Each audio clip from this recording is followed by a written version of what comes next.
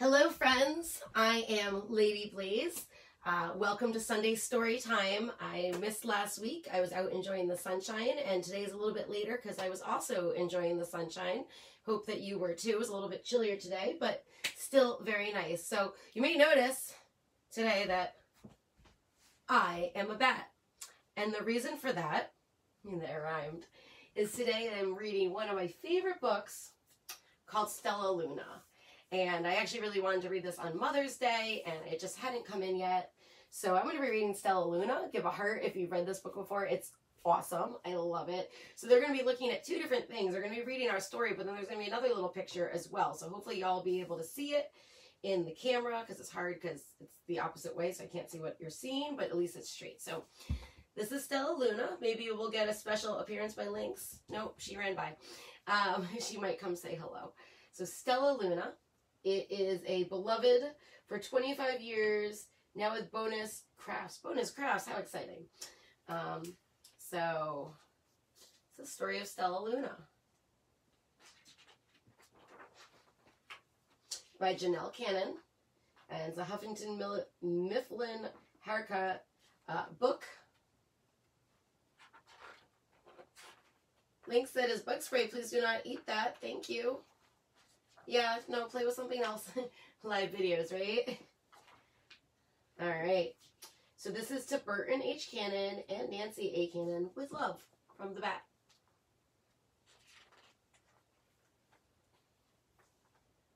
In a warm and sultry forest afar, far away, there once lived a mother fruit bat and her new baby.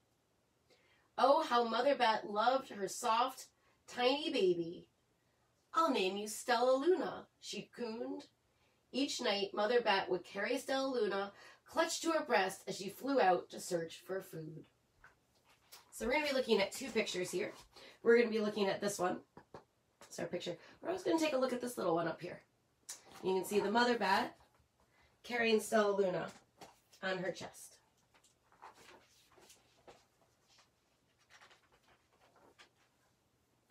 One night, as Mother Bat followed the heavy scent of ripe fruit, an owl spied her. On silent wings, the powerful bird swooped down upon the bats. Dodging and shrieking, Mother Bat tried to escape, but the owl struck again and again, knocking Stellaluna into the air. Her baby wings were as limp and useless as wet paper. Down, down she went, faster and faster, into the forest below. Oh no. So over here, we have the owl attacking Mother Bat, Stellaluna. And here we have the owl attacking, there's Mother Bat, and that's Stellaluna falling fast to the ground.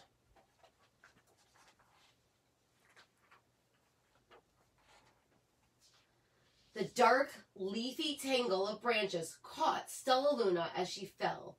One twig was small enough for Stellaluna's tiny feet. Wrapping her wings about her, she clutched the thin branch, trembling with cold and fear. "Mother," Stellaluna squeaked, "where are you?" By daybreak, the baby bat could hold on no longer. Down, down again she dropped. So over here, you can see Mother Bat and the owl, and she's running into a cave. And then over here, Stellaluna is hanging to that branch. She couldn't hold on. Let's see what happens.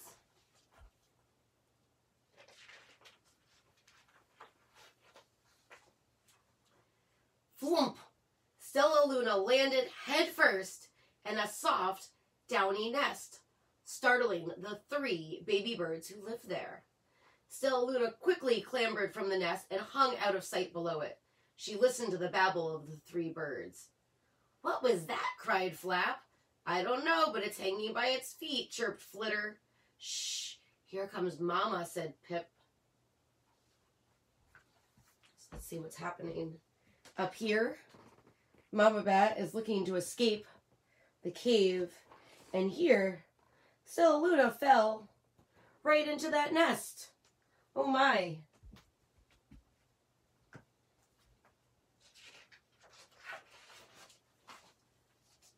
Many, many times that day, Mama Bird flew away, always returning with food for her babies. Stellaluna was terribly hungry, but not for the crawly things Mama Bird brought. Finally, though, the little bat could bear it no longer. She climbed into the nest. She closed her eyes and opened her mouth. And plop, in dropped a big green grasshopper. Would you like to eat a grasshopper? Hi, Lynx. Would you like to eat a grasshopper? We got a kitten. Maybe. I think she likes my bat wings. Oh, yes, we like bat wings. Oh, and she's gone. So here is Mama Bat looking everywhere for Stellaluna. There's Stellaluna, not very happy about eating a big green grasshopper. I don't know about you, but I don't really want to eat a grasshopper. True story, I once ate a caterpillar. Not on purpose, though. I did eat a mealworm and a cricket on purpose, though. Stellaluna learned to be like the birds. She stayed awake all day, and she slept all night. She ate bugs, even though they tasted awful. Her bat ways were quickly disappearing, except for one thing. Stellaluna still liked to sleep hanging by her feet. Once, when Mama was away, the curious baby birds decided to try it too. When Mama Bird came home, she saw 8 tiny feet gripping the edge of the nest. Eek! She cried, "Get back up here this instant. You're going to fall and break your necks." Uh-oh. So here, Mama, she's looking in the leaves, but she doesn't see anything. And here is all the baby birds and Stellaluna hanging by her feet.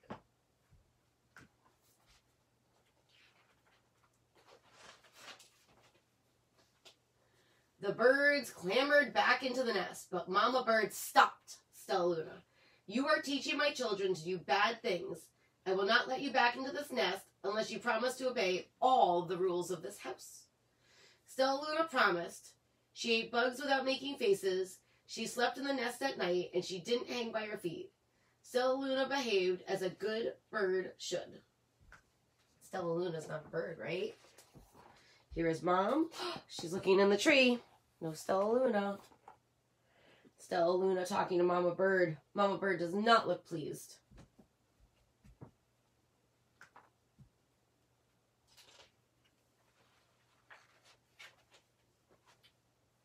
All the babies grew up quickly. Soon, the nest became crowded. Mama Bird told them it was time to learn to fly. One by one, Pip, Flitter, Flap, and Stellaluna jumped from the nest. Their wings worked. "I'm just like them," thought Stellaluna. "I can fly too." Here is Mama, still looking. And here's all the babies jumping out of the nest, including Stellaluna.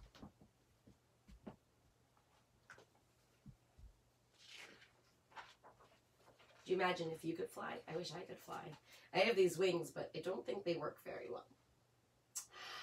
Pip, Flitter, and Flap landed gracefully on a branch. Stellaluna tried to do the same. Do you think it worked? Hello. Hello. We got a lynx. Oh, we got a little lynx. Oh, she's going for my feet. Here, you can have that foot. So there's Mama Bird looking for the grass for Stellaluna. And there's Stellaluna trying to land on her feet. But bats aren't supposed to land like that, right? Let's see. Let's see what happens. Maybe Lynx will come join us. She just seems to show up right when I'm about to get up. She's watching from under the table. How embarrassing. There's Mother Bat. Oh, it looks like she met a golfer. No Stellaluna. Stellaluna's trying to land, trying to land, trying to land. She's still not getting it, though. I don't know what's going to happen to Stellaluna.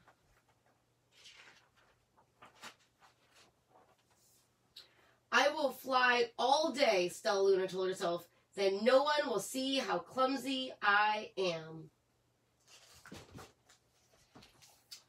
Mom, she's looking in the log. No Stellaluna. Stellaluna, she's trying so hard. She really wants to fly.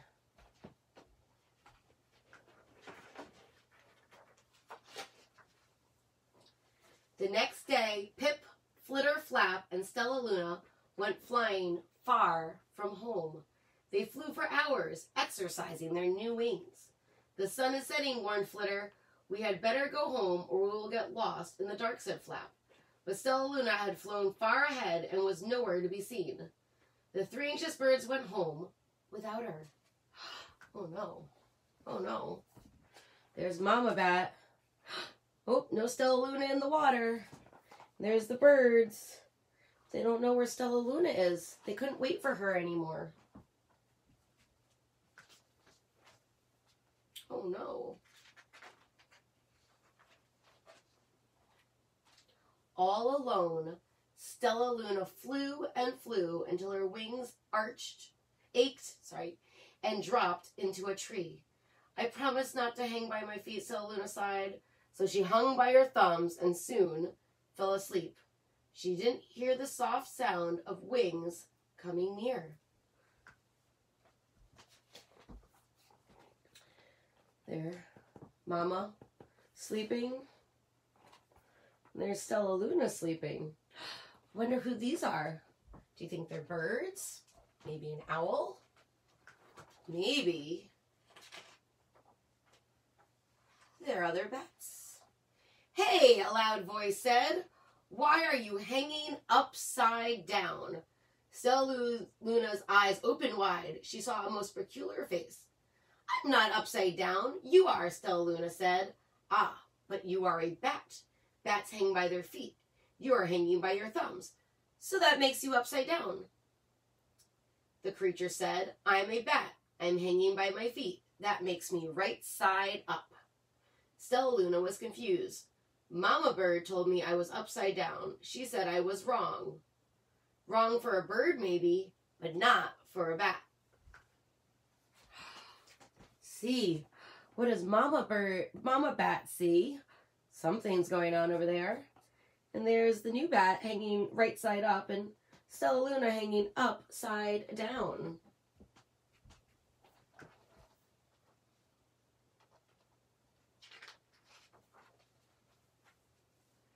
More bats gathered around to see the strange young bat who behaved like a bird. Stellaluna told them her story. You ate bugs? Stuttered one. You slept at night? Gasped another. How very strange, they all murmured. Wait, let me look at this child. A bat pushed through the crowd. An owl attacked you, she asked. Sniffing Stellaluna's fur, she whispered, You are Stellaluna. You are my baby. How exciting. There is all the bats together. Stellaluna still hanging by her thumbs. And all the birds hanging upside down. How happy her mom must be to have finally found Stellaluna. You escaped the owl, cried Stellaluna. You survived. Yes, said Mother Bat as she wrapped her wings around Stellaluna. Come with me and I'll show you where to find the most delicious fruit. You'll never have to eat another bug as long as you live. There is Mama Bat and Baby Bat hugging. And there is Mama Bat and Baby Bat hugging. So sweet.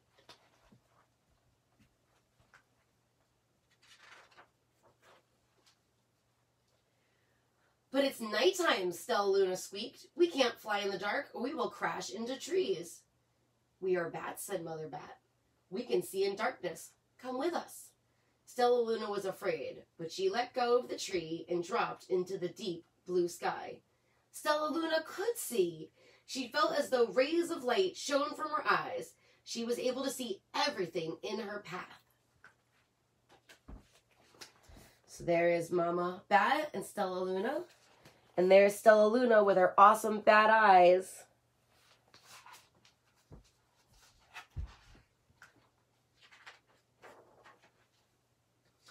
Soon the bats found a mango tree, and Stellaluna ate as much fruit as she could hold. I'll never need another bug as long as I live, cheered Stellaluna as she stuffed her face full. I must tell Pip, Flitter, and Flap. So there is Mom and Stellaluna. They're eating their mangoes. Mango sounds very good right about now.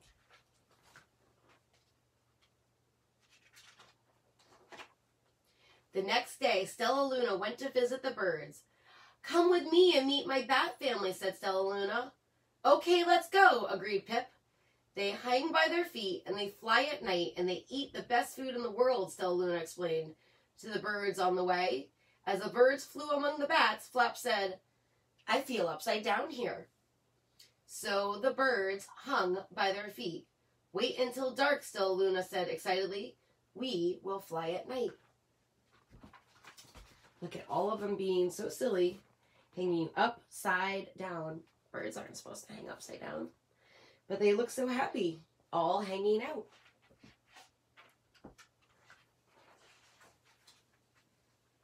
When night came, Stellaluna flew away.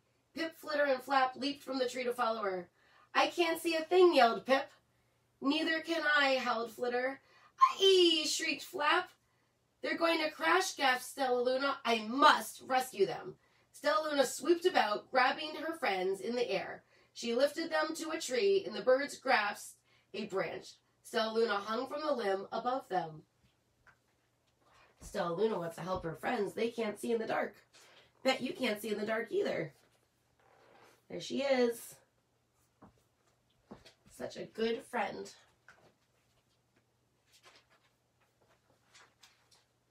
We're safe, said Stellaluna. Then she sighed. I wish you could see in the dark, too.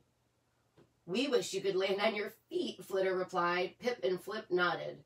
They perched in silence for a long time. How can we be so different and feel so much alike, mused Flitter.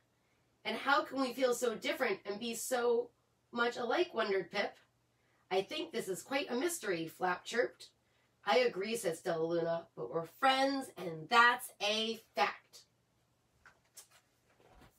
It's okay to be different. Your friends are your friends, and it's great to have good friends. Can you think of someone that's your good friend that you don't mind that they're a little different, and they're still really good friends of yours? They're so alike, but so different. I hope you do. Friends are wonderful. So some fun bat notes. And I was going to go into some of these anyway, but we might as well. Of the nearly 5,500 species of mammals on Earth, almost 1/4, that's more than 1,370 species, are bats. And they are the only mammal capable of powered flights. How interesting. The scientific name for bats is Chiroptera, which means hand wing, because the skeleton that supports the wing is composed of the animal's hand and elongated finger bones. Most bats use echolocation in order to navigate in flight, avoid obstacles, and detect and track prey. Echolocation is a form of biological sonar, using sound to sense the world around us. There are over 1,100 species of echolocating bats, and they live in every climate around the world except the polar zones. Many eat insects, while others feed on fish, amphibians, reptiles, and even other mammals. Still, other echolocating bats feed on fruit or the nectar and pollen of the flowers. Some of the most famous are vampire bats, of which there are only 3 species. Vampire bats can be found from Mexico to Argentina. They prey primarily on domestic cattle and native mammals and birds, from which they obtain blood meals through tiny bites. Contrary to myth, no bats are blind. However, not all bats echolocate. Most old world fruit bats, like Stellaluna, instead use their keen vision and sense of smell to orient themselves and to find their food. There are about 200 species of old world fruit bats. The smallest have a wingspan of 11 inches. The largest have a wingspan of nearly 6 feet. Could you imagine? I'm not even 5 feet tall. A 6-foot wingspan? That's huge. Old world fruit bats generally have long muzzles, large eyes, pointy ears, and furry bodies, which is why they're often called flying foxes. They live in tropical and subtropical climates that provide year-round supplies of their favorite fruits, flowers, and nectar. Some fruit bats, as they forage for nectar, pollinate many types of night-blooming trees and plants. Others eat whole fruits, seeds, and all distribute the seeds all over the forest floor in their droppings. In these ways, bats are very important to the regeneration of tropical forest. I thank you so much for joining me today for Sunday Story Time. Today is day 74 of this shelter in place. However, I have gone and met some socially distant friends. It's really important to make sure that your physical health is safe, but also your mental health. Introverts right now seem to be doing okay, but us extroverts are not doing as well. And we really need to be around people. So finding good friends, figuring out who's in your bubble and who you need to be in your bubble, getting a good hug, sharing some stories, seeing your friends and family, as long as you're being safe and socially distanced, is a great thing. And as the weather gets nicer, make sure to get outside, wear your mask. It's very important. Even if it's not protecting you, it is protecting others because you don't know. It's a scary time out there, and we used to be in the old world, and now we're in the current new world, and eventually there'll be a new world that will become the new normal. But until then, I hope you're staying safe. I hope you're staying healthy. I hope you're staying sane, and I hope you're staying home, or at least socially distanced, as we reopen this world and hopefully get back to normal. Thank you for joining me for Sunday Story Time. I hope you have a wonderful week, and I'll see you later. And since I should be off performing this weekend at Strange Creek, I'm going to say stay strange.